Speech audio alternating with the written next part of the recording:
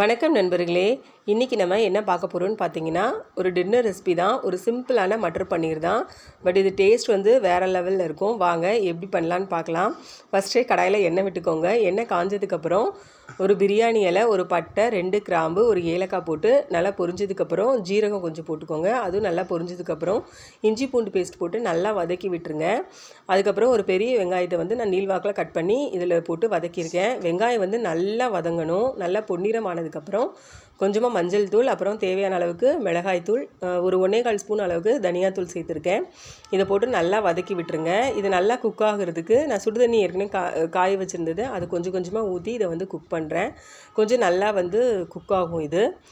அதுக்கப்புறம் கொஞ்சம் கலருக்காக நான் காஷ்மீரி சில்லி சேர்த்துருக்கேன். இது ஆப்ஷனல் தான், உங்களுக்கு வேணும்னா சேர்த்துக்கலாம், இல்லைன்னா சேர்க்க வேண்டாம். இதையும் போட்டு கொஞ்சமாக தண்ணி ஊற்றி திரும்ப அதே மாதிரி குக் பண்ணிக்கிறேன். இது குக்காக ஒரு நல்ல ஒரு கலர் நமக்கு கிடைக்கும். அதுக்கப்புறம் இதில் கொஞ்சமாக கஸ்தூரி மேத்தி இருக்கு இல்லையா, அது கொஞ்சமாக ஆட் பண்ணுறேன். இதோட ஃப்ளேவரும் ரொம்ப நல்லாயிருக்கும். அதுக்கப்புறம் 2 தக்காளி கட் பண்ணி வச்சு அதையுமே இதோடு சேர்த்து நல்லா வதக்கி விட்டுறேன். தக்காளி வேகிறதுக்கு உப்பு சேர்த்துக்கிறேன். சேர்த்து இது நல்லா தக்காளி நல்லா குக் ஆகணும். அந்த மசாலாவோட மூடி வச்சு ஒரு 5 நிமிஷம் நல்லா குக் பண்ணுங்கள். பாருங்கள் எப்படி நல்லா தக்காளி மசிஞ்சு நல்லா குக்காகி வந்துருச்சு. இந்த நேரத்தில் நான் பச்சை பட்டாணி இருக்கு இல்லையா, இது ஃப்ரெஷ் பட்டாணி. உங்களுக்கு வேணும்னா நீங்கள் ஃப்ரோசன் இல்லைன்னா பட்டாணி கூட ஊற வச்சு நீங்கள் ஊற வச்சு அதுக்கப்புறம் கழுவி இது கூட சேர்த்துக்கலாம்.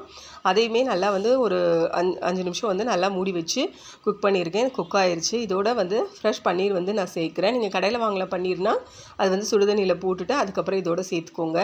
இது நல்லா இந்த கிரேவியோட கலந்து விட்டுருங்க. கலந்து விட்டுட்டு 1 கிளாஸ் அளவுக்கு நான் சுடுதண்ணி இதில் ஊற்றிருக்கேன். இப்போ நல்லா ஒரு 5 நிமிஷம் இது குக்காக விட்டுருங்க மூடி வச்சு.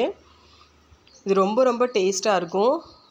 நம்ம சிம்பிளாகவே இது பண்ணிடலாம். பாருங்கள் நல்லா குக் ஆயிடுச்சு, நல்லா கொதிச்சு வந்துருச்சு. இந்த நேரத்தில் நான் கொஞ்சமாக கரம் மசாலா, வெந்தயக்கி, கஸ்தூரி மேத்தி சேர்த்து இதை இறக்கிட்டா நம்மளோட சூப்பரான மட்டர் பன்னீர் சிம்பிளாக சீக்கிரமாக குயிக்காக ரெடி ஆகிடுச்சு. நீங்களும் செஞ்சு பாருங்கள். செஞ்சு பார்த்துட்டு எப்படி இருக்குன்னு கமெண்ட் பண்ணுங்கள், ஷேர் பண்ணுங்கள், சப்ஸ்கிரைப் பண்ணுங்கள், லைக் பண்ணுங்கள். பாய்.